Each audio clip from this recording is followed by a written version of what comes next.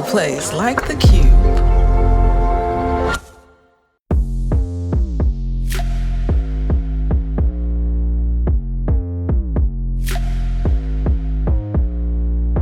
Hey, I'm Adell. And I'm Anna. And we are AD Productions. Get ready to nod your head and laugh out loud as we bring an unfiltered perspective to Black life in predominantly white spaces. So, welcome to the Head Nod, Season 1, Black Life at a PWI. Representing more than just a face. In student government, we embrace the race. PWI may be the game, but we play Black in leadership every single day. Okay. Chat GPT be GPTing, man. Welcome to the Head Nod. Boom, boom, boom, boom. You know, welcome back, family. It's the Head Nod, and we're excited to welcome our good friend Twila Dang to the show. What's going on, Twila? Hello, ladies. This is going to be so good. Okay, y'all, let me tell y'all a little bit about Twila. If you don't know already, you're going to know in a minute. All right, so Twila is passionate about creating media content that respects, encourages, understands, and uplifts women. She created Matriarch Digital Media to do just that. Matriarch is the home of on-demand entertainment that is made to celebrate women. Twila is also a news producer with Minnesota Public Radio, a division of American Public Media. Boom, boom, boom, boom. And I just do that because that's how I be feeling okay. On the Head Nod. Welcome, Twila. I don't mind that part. I'm like, y'all got me out here sitting here listening to my own bio. That's not cute. It is though. Hear about yourself. You do amazing things. Y'all done talking. Listen. You are Twila Dang, okay? That I am. You are.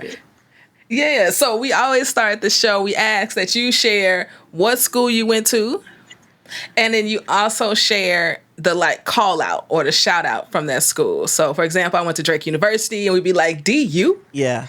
Mm-hmm. You know? So, and we say, for Penn State, we are. Penn State is usually a call and response. Really? Yes. That's funny because I don't know that my school has one. So, and I don't know that I've ever used it. Really? No. You can make one up. We've had that too. We've had people make them up too. I could. So I went to a small liberal arts college in Minnesota called Hamline University. If they were walking around saying HU, that would have been a mistake. I don't think they should be doing that.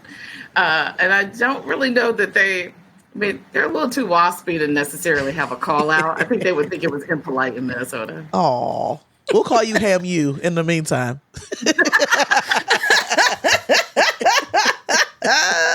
Well, that's good. That's good. The whole 3% of people of color on that campus that will understand, that sounds right. The rest of them would be like. Yeah. So Twila, what made you want to go to Ham U? I'm sticking with that. I respect it. To be perfectly honest, I grew up in Virginia.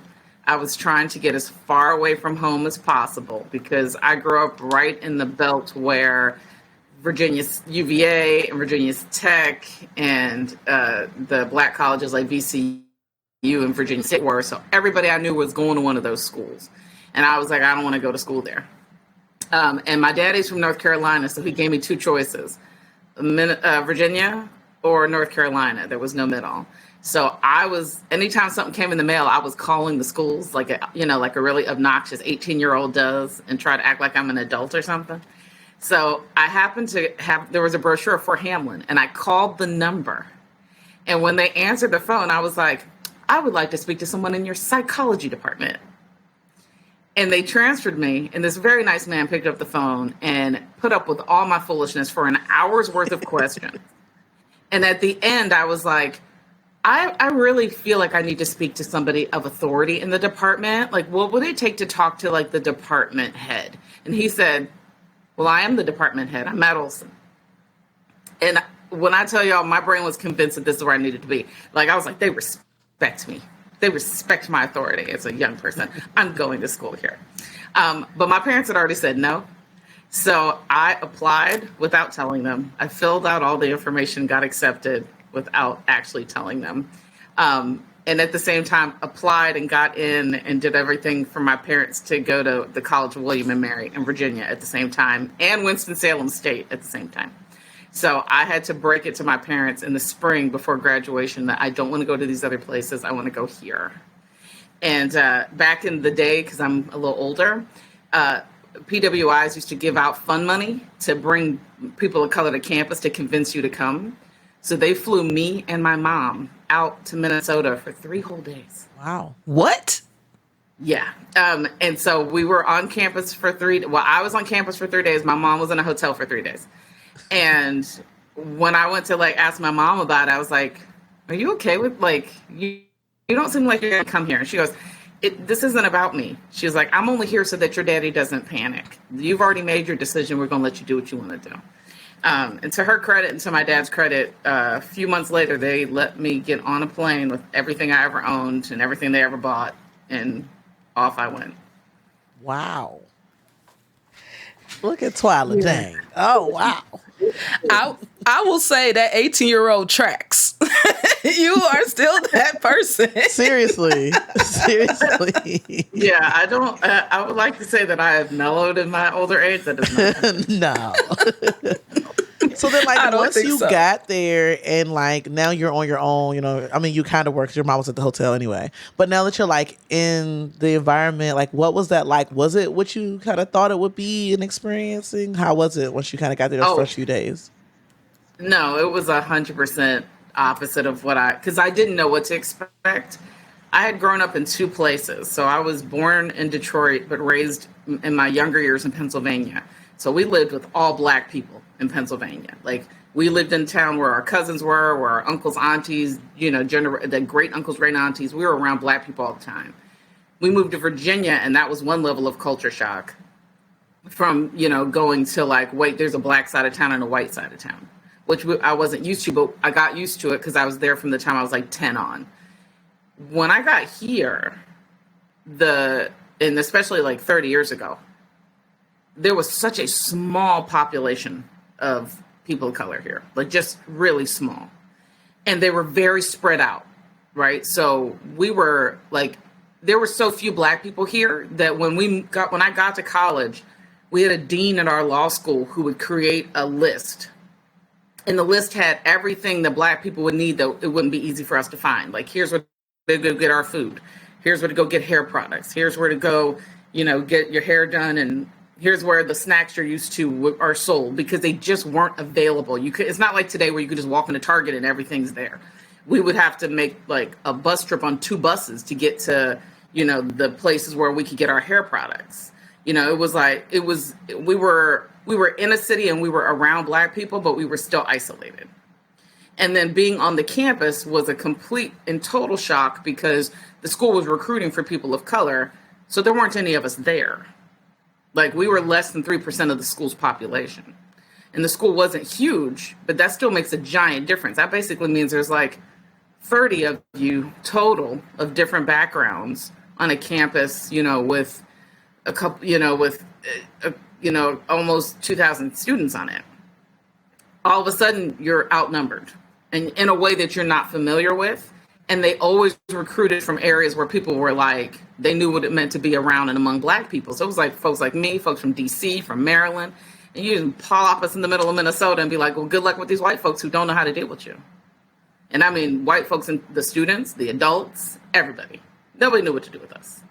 So yeah, it was a very big culture shock when I got here.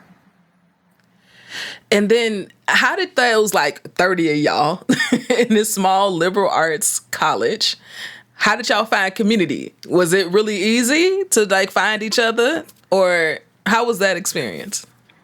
Okay, I don't know if it was like this for you, but when we were going, these schools, because they knew they were recruiting us and it was hard to keep us, they would, we had a diversity office, but they also did sort of extra layered things to try to help us get connected and feel connected really quick. So we got to move on campus early. Like we moved on 3 days, I think 3 days earlier than everybody else.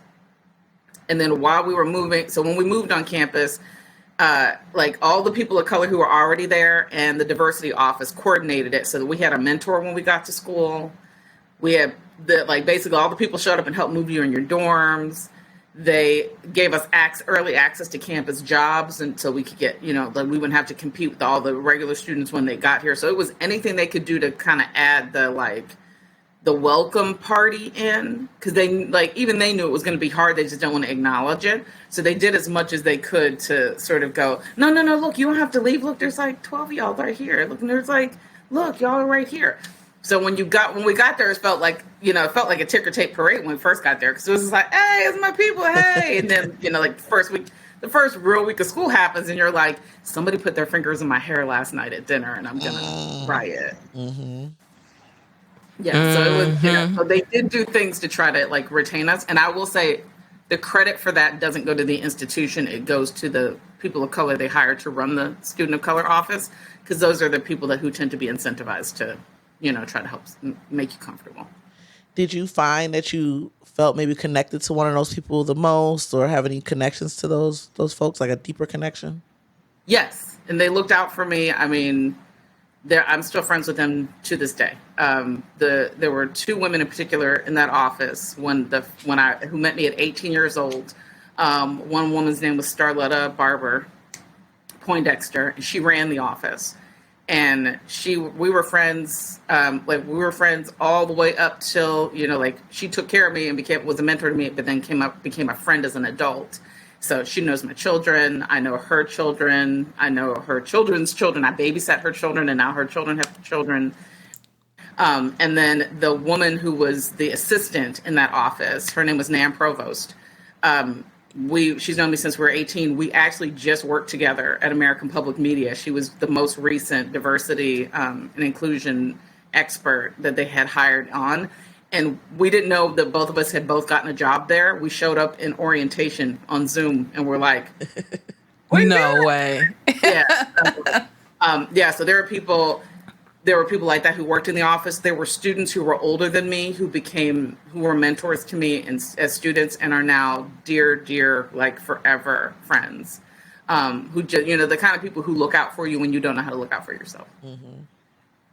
I love that. I think that's been a through point in all the stories we've heard. Absolutely. Is that you find your people and your people find you, and you have very deep relationships with these people long after school ends. That has definitely been a through point. Like when you're thinking, you would never think you're going to know my babies one day. I'm going to know your babies. Right. Right. Right. Or these are people who my mom calls me and is like, did you see your friend, or how's this person? And these are people, from, at this point I'm old enough that it's almost 30 years removed from the start of that experience.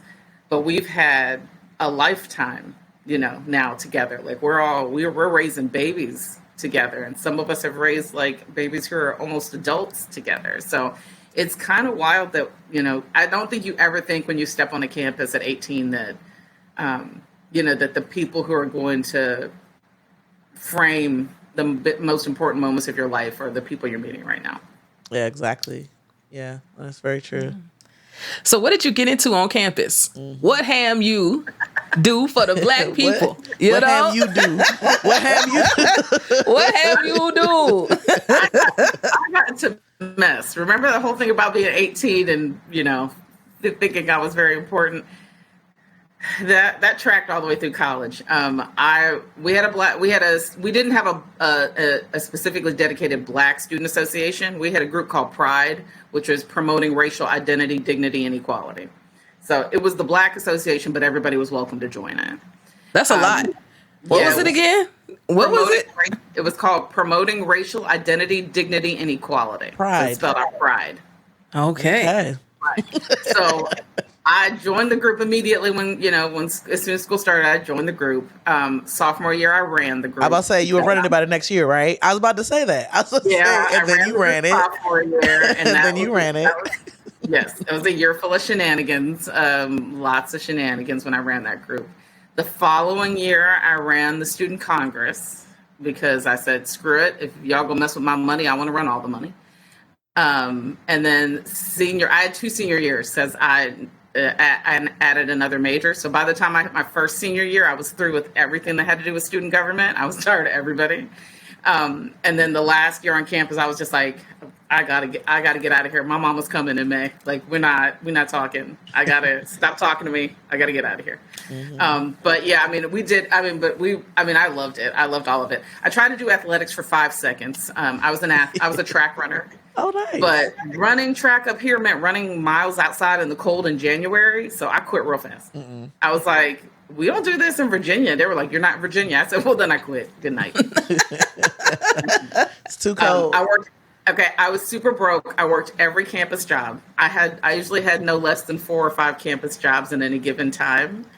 And even now, when people run into me from college, they'll be like, weren't you the girl that worked in the bookstore? Yeah. Weren't you the girl that worked at the front desk? Yeah. Weren't you the girl that worked in the food hall? Yeah. Because I had every job. I had every single job. I was very big on, at the time I didn't understand it was social justice work that I was into, but I was very big into that. So if there was something we could do that helped advance a group on campus or a group needed support because they were going through something or an individual was going through something, I was always in the middle of it. I helped do a lot of research on campus. We had some professors who, did independent study and student research. And I always loved helping out with stuff like that because I just liked learning about how the campus ran and why it was the way it was, which I didn't understand. I didn't know until I got older that was me applying like sociology and psychology to actual work. I just thought I was, as my mom used to say, you nosy and you run your mouth a lot. So they come in handy. You was doing everything. Yeah. Like, you literally were doing everything on campus. I'm here for it. What were some of the shenanigans you got into? You can't throw shenanigans out there without me asking what were they. Okay, so when I say shenanigans, most people think that means it was fun. It wasn't fun. When I ran the Black Student Union, we paid to bring KRS-One to campus to speak. And that turned into a disaster because a lot of the white professors were very uncomfortable with the notion of bringing him on campus. And this was in like 92, 93. So this is the height of NWA, F the Police. This is East Coast, West Coast rivalry just getting started. And at the time, KRS-One was very vocally militant in his lyrics. So I was literally getting pulled aside by professors who don't even have me in class and saying, like, I need to speak to you. And white adults on these campuses have a habit of adultifying young people, particularly Black young people, in a way that's inappropriate. So I would get like pulled aside and chastised or pulled aside and spoken to a very particular way by these adults who were not recognizing that I'm 18 or 19. Like, you don't just get to be out of pocket. If you have a problem with me, take it up with somebody who's a mentor to me. Take it up with the appropriate adult, not like we had a mentor for the group. You didn't go to them, you came to me. Mm-hmm. And it took me years and years after school to process how much of that behavior was inappropriate, how I wasn't responsible for any of it, even when I tried to take on the responsibility, and that I didn't, and that I shouldn't have carried any of the like burden that went with it. These were adults putting me in an awkward position that they shouldn't have put me in. So, yeah, we did stuff like that. When I ran the student congress, a set of parents tried to sue the school because one of my officers, who was another Black female student, she sent out a letter to prospective kids who wanted to be on her committee. And the letter she happened to send out to one student said, I really appreciate you wanting to be on the committee, but I have enough white people. I'm trying to make vows.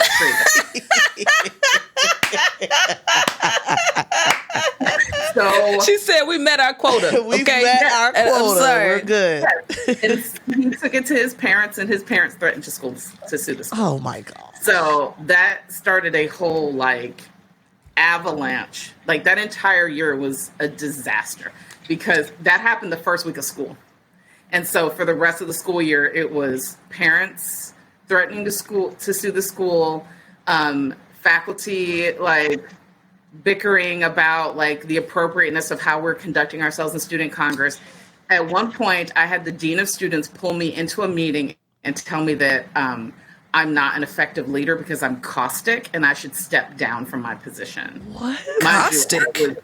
Mind you, I didn't know what that meant. I was only 20. I don't know what it means today, and I'm not 20. What in the world is caustic? It basically means you have a very negative impact on the situation. Oh my gosh. Good. Right. Grief. And mind you, I'm like, this woman's in her 40s and I am not even 20 years old yet. And when I say like that year was so bad that I was like seriously considering quitting school. Like I hadn't told anybody, but I was out. I was going to quit. And I've told this story before, but I will never pass up the chance to tell it because my dad's the best. I was really struggling. It was coming at me from all sides. So when I say, if the dean of students is saying that to you, imagine what the professors are saying to me, like when they're pulling me aside. Right. Imagine what the other students are saying to me in the meetings, outside of the meetings. The Black students were mad at me because they didn't feel like I was defending the girl enough, but none of this was happening to her. She said something and got out clean, and I had to take the responsibility for what she said. So I was going to get through the end of the school year and I was going to quit. I went home for Thanksgiving and my mom and dad knew something happened. And when I went back to school, my dad, and to know my dad is to know he is not this dude. He is a chill in the cut. We can all talk it out kind of a guy.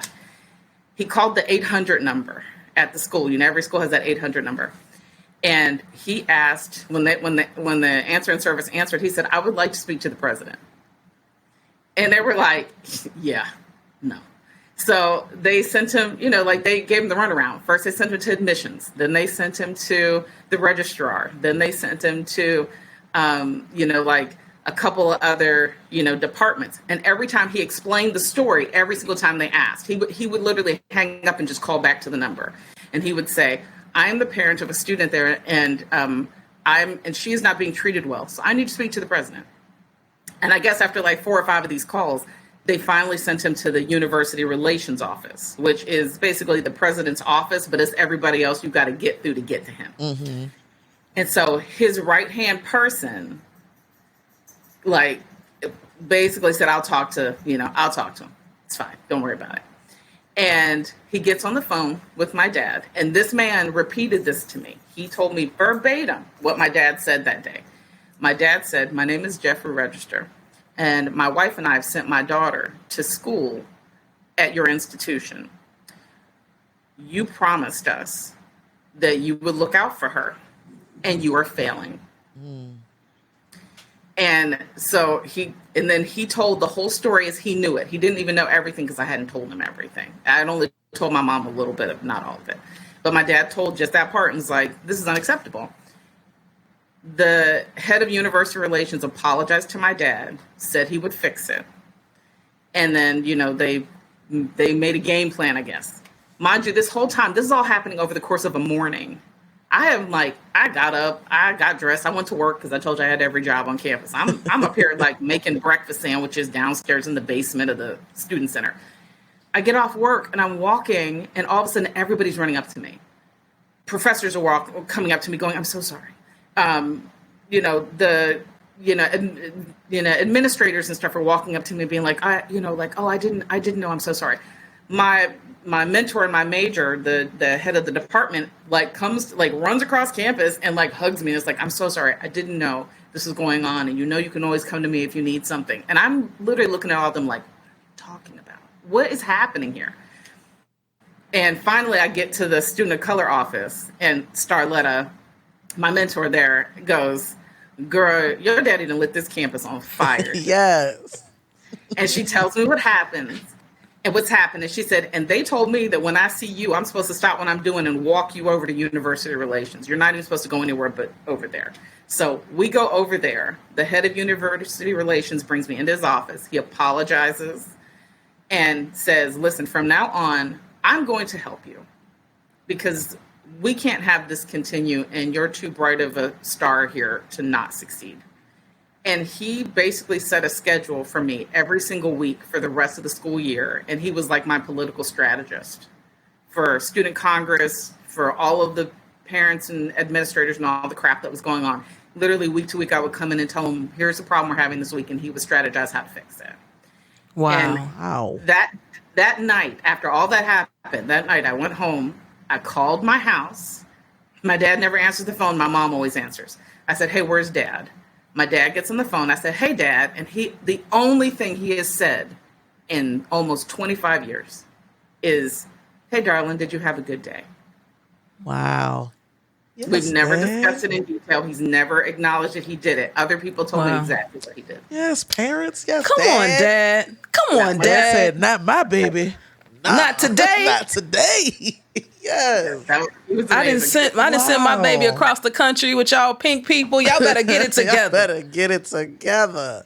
Yeah, so I would love to tell you I had fun in school, but fun was usually reserved for other people, and then I just had to and we're not even gonna talk about the time where I tried to inject blackness into my experience, like when I tried to pledge the sorority and had to drop lines. Oh, we definitely talking about that. Yes. Oh, we are definitely talking about that. You can't throw the cookie crumbs and think we're not gonna want to know. Yeah, we don't want to know. But I think what your story also is a through point for everybody who's attended a PWI is these moments of racism that exist there. And then there's also these moments where there's someone who redeems the situation. Yeah, like there's someone who knows what's happening is wrong and tries their best to try to fix it. I think the fact that that person in the student relations office of relations or whatever took it upon themselves to be like, I'm gonna work with you. Like, I see you and I see that you are brilliant here and we need you here and we about to do this together. It doesn't make it easier because it sounds like a really crappy situation and a time. But the fact that someone did show up, that people heard your dad and was like, my bad. You know what I'm saying? Yeah. For sure. And I always count myself fortunate because there really were adults on that campus that cared. And having the vantage point now of being an adult who juggles life, I can't imagine how they were able to extend themselves so completely when they had actual adult things and responsibility. Right. And they was trying to, keep people off of our heads and keep us from acting like knuckleheads. And, so, we were really fortunate. The people that we had that were mentors to us that took care of us on that campus were, I'll never have enough words. I always feel really grateful that I'm the kind of person who really, it hurts me physically not to tell you if I'm grateful for something. So I'm glad I had the opportunity because we've lost some of them over the years. But I'm really glad I got the chance to look people in the eye and tell them, thank you for what you did for me. Thank you for looking out for me. And, I got to say, too, I just appreciate your dad so much in that because also I think sometimes we don't forget, but the staff forgets. A lot of people came from different places and all over and their parents aren't there. So sometimes the system can take advantage of that. Because like you said, you were 18, 19, got these grown adults, like I always say, coming and talking to you and trying to, put you at the adult level that they're at, and you weren't. So your dad gave them and anyone who would listen a friendly reminder that you have parents and we're going to advocate for you and we're going to say something. And it's not just going to be Friends and Family Weekend or Parents Weekend or Parents Day. They're there regardless. And I appreciate your dad for that so much. That just made my whole little spirit happy. That's awesome. Thank you. My dad doesn't, in the history of when we talk about our family, my dad don't get as much shine as my mom a lot because my mom is just out there. My dad is her ride or die in the back. He's just he's the getaway driver always.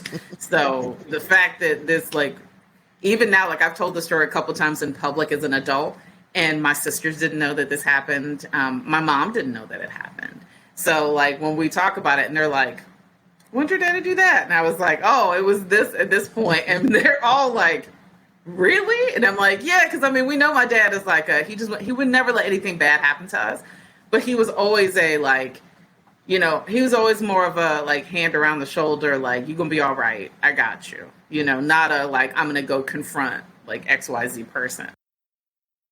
Tell me about the music culture there. Was there music that you became exposed to that you didn't know about, but you learned about once you got to PWI? Okay, so I think a lot of people think when I moved to Minnesota that it just became like it was just a sea of white people and there was just whiteness, and there was a lot of that. But I also moved to Minnesota in 1992. Years after like the Minneapolis sound was developed. Like Jimmy Jam and Terry Lewis owned a huge recording studio and Terry Lewis owned this massive mansion. No, I'm sorry, Jimmy Jam owned a massive mansion just outside the city. And so like there was a whole Minneapolis sound that was going on there. The coolest part about moving there was all of a sudden everybody had a Prince story and everybody had seen Prince at some point. So you get there and you're thinking, I'm gonna see, right? Wait, Adell, I got you. How do you randomly have on a Prince shirt today? Is Prince. it because Twila's on it? I literally just threw it on today. But here you go, Twila. Adell, I'm about to make your whole day. Prince opened his club the year I moved there when I was 18. That is dope. And the club, this is like when the club was called Glam Slam. It changed names a couple times. But that was like the black club to go to because we didn't have a lot of places to go. And we were not legal. We couldn't get into places. But we had two things working for us. My one girlfriend was from California, and she was this just beautiful, light-skinned girl from like Carson, and she knew she was beautiful, and she used to just charm men, and they would let her in places, and she'd grab our hands and we'd go. And if her charm didn't work, I showed up on campus with like double G's. So I just wore a low cut top when we get in. Until they start cracking down. And then my sophomore year, my cousin got me a fake ID. So at that point we all had our fakes, we could go. So you would hear all these stories like, oh, there's, Prince was here. And you'd be like, what do you mean Prince was here? We didn't see Prince. Prince didn't mix among the miscreants on the floor. He would be like in the upstairs watching from the upstairs. So one night, and this is my only Prince story. One night, and I am no more than 19 years old. We are downstairs, the club closes, the lights come up, and there's this dude walking through like hand picking people. And he hand picks our girlfriend, the California girl, and says, hey, you want to go to the upstairs? He didn't say after party. He just said the upstairs. The upstairs. And she's like, well, yeah. Right. So then she's like, oh, wait, but my friends got to be able to go. Like, my friends have to go. We stick together. Yeah. Right. So there were like 4 of us girls who were underage. And he basically looked at us and was like, go. And to set the scene, this is like 92, 93. So the dress code when we would go places were overalls with one strap on. Yes. Nike sandals. We were not dressed to impress. Right. We were dressed for the cold. So he's like, yeah, whatever. So we go, and then another small group of 3 of our friends knew the DJ, and he got them in. So we're all upstairs. We come up to this little room. The door, like we're standing in front of the door, waiting for the door to open. They open the door, and this is like a standard room, like what would be like a lobby-esque type room. It's got a bunch of high bar tables. On the tables are like meat and cheese trays. I'm not even kidding. Like deli trays. And it's dark. It's like atmosphere dark. And there's a DJ in the back, and there is a gang of dudes on the other side who look like they must be entourage.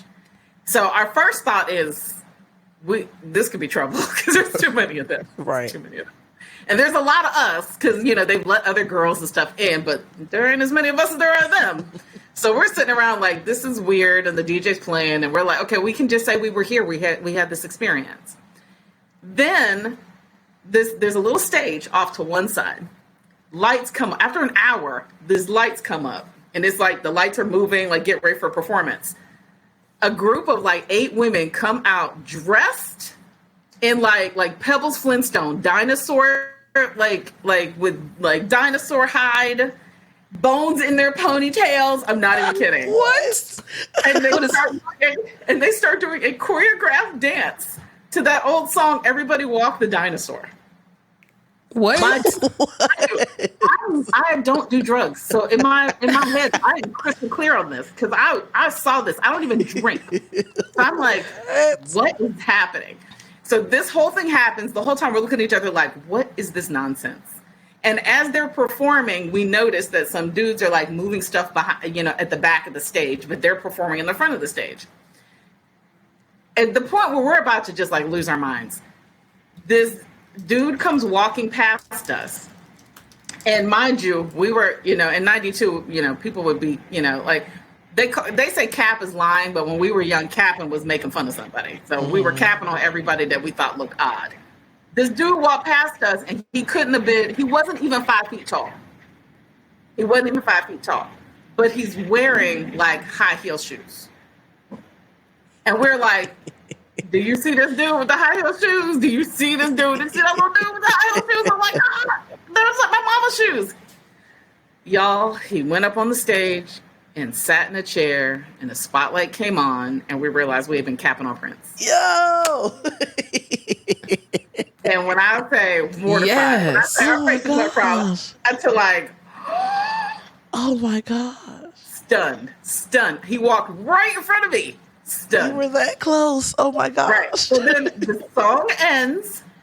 He's sitting like fully dressed in his outfit, sunglasses on. The DJ plays music for another like 25 minutes. And then Prince gets up and leaves.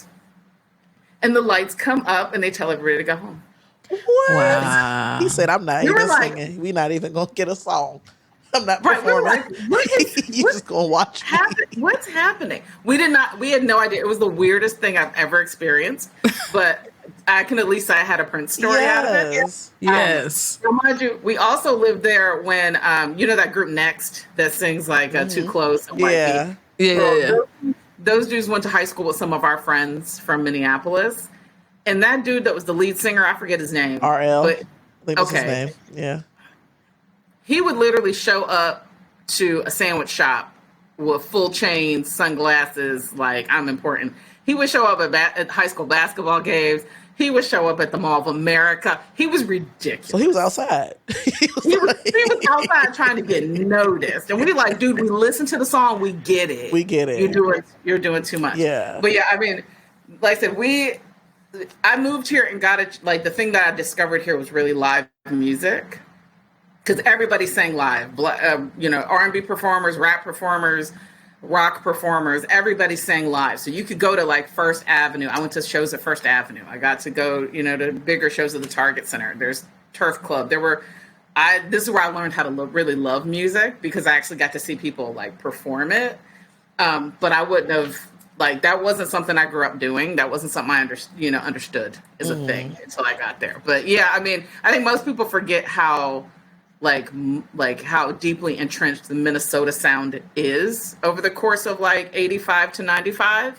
And we lived in the pocket of it. Like we would go see Mint Condition do a show and we would, they would, when Jimmy Jam and Terry Lewis were like breaking acts, they would have the acts like do local, stuff and we would hear things. And Janet Jackson was in town all the time, but nobody ever saw her.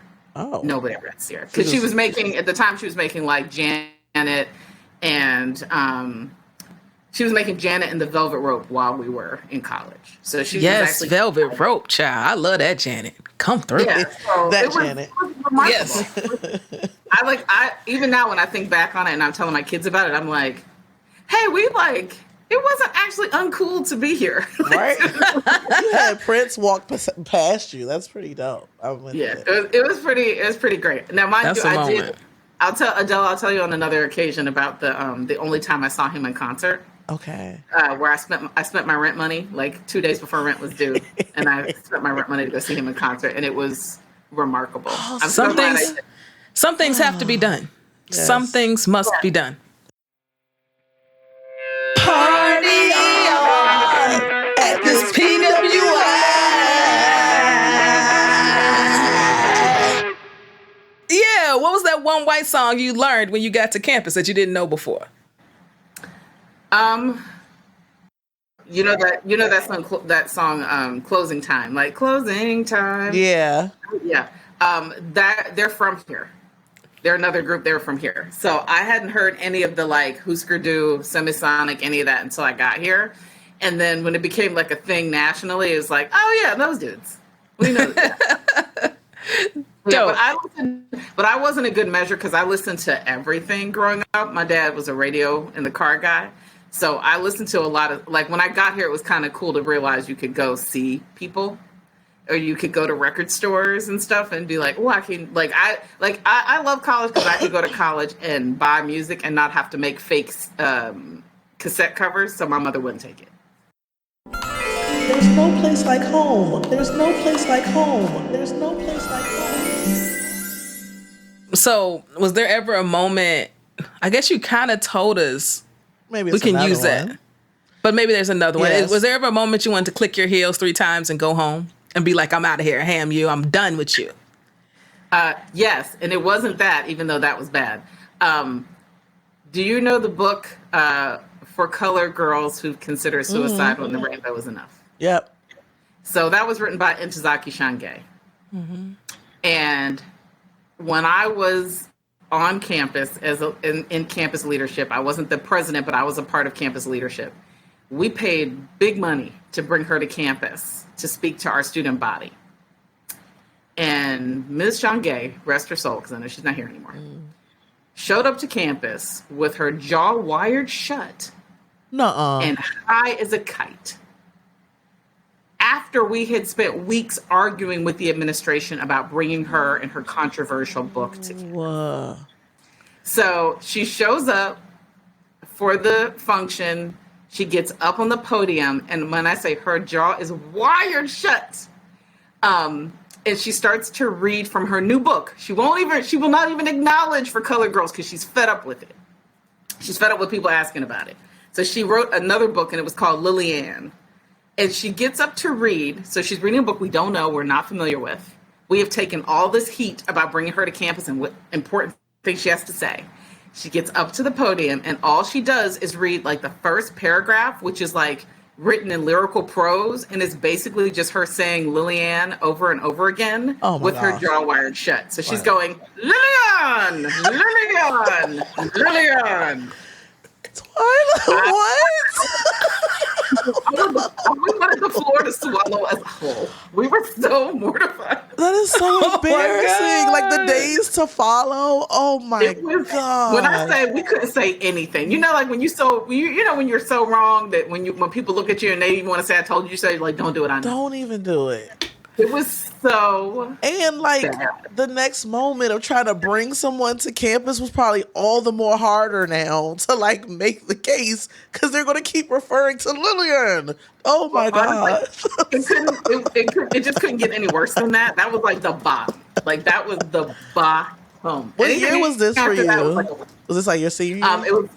It was my junior year. Oh gosh. Oh no. Yeah, so it was bad. At the time I was already president of the Student Congress at that point, but I was still helping with the Black Student the Student of Color Association.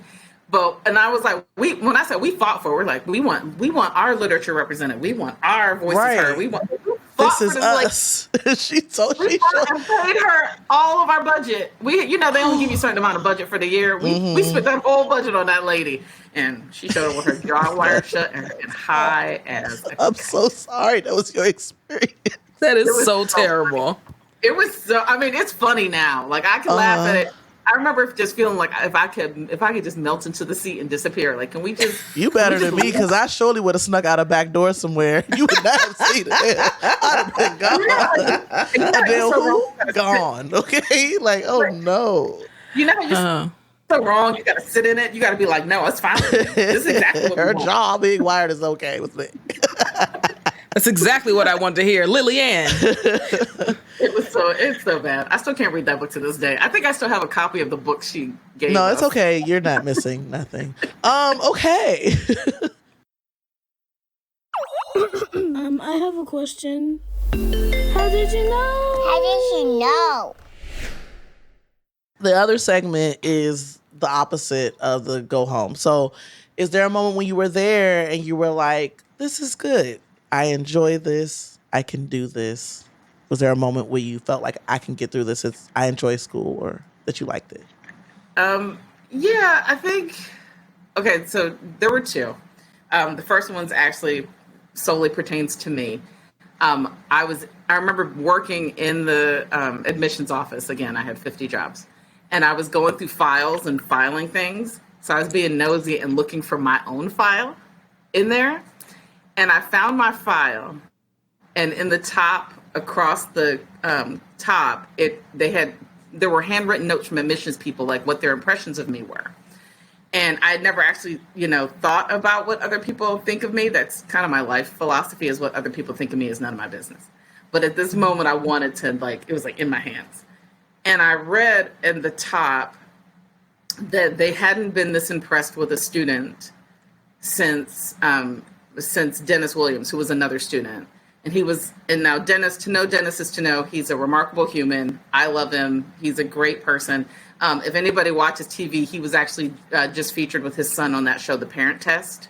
He was the high achieving parent, and he's a remarkable human. I love him. So to see as a 19, 20-year-old that these people thought I was anywhere on his level was oh, I got, I got this. Yes. So that was really that. I think that buoyed me in a way that I didn't even realize until later how important that was. The other thing that made me think, oh, I could do this. This place ain't so bad. I could stay here. So to know me is to know I'm married. And if you know I'm married, then you know I married my college sweetheart, who I met on that campus. And we did not like each other at all when we met. We were very contentious with each other. But somewhere in the middle of my junior year and his sophomore year, we were working in the same office, doing the same job. And it was during Christmas, market season or whatever. And he needed some help with something stupid. He needed to pick out a gift for his sister. And he didn't think anything of it. And I didn't think anything of it. But he said, hey, come here with me for a second. And he just grabbed my hand and laced our fingers together, which we weren't dating or anything. We were just friends.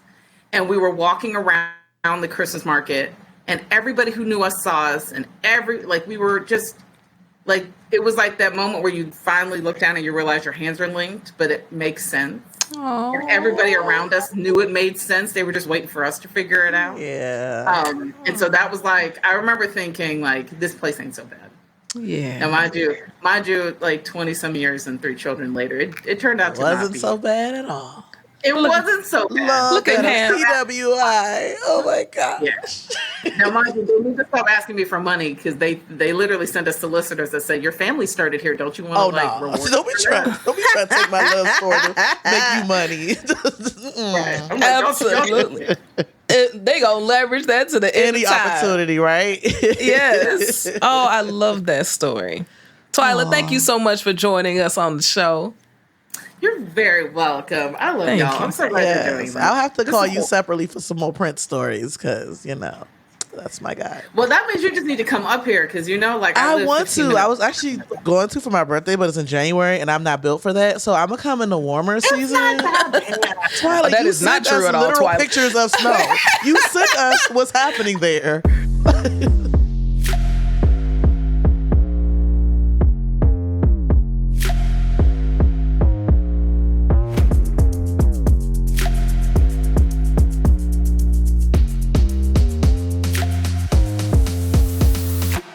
Thank you for tuning in to the Head Nod Podcast. Don't forget to subscribe and follow us on the Qube app and at DCP Official across social. Family, follow my sis Adell at I am Adell Coleman across all socials. And follow the coolest to ever do it, Anna DeShawn at Anna DeShawn on all socials. Listen wherever you get your podcasts. And if you really dig it, leave a rating and a review. Keep nodding your heads with us. Until next time, this is the Head Nod.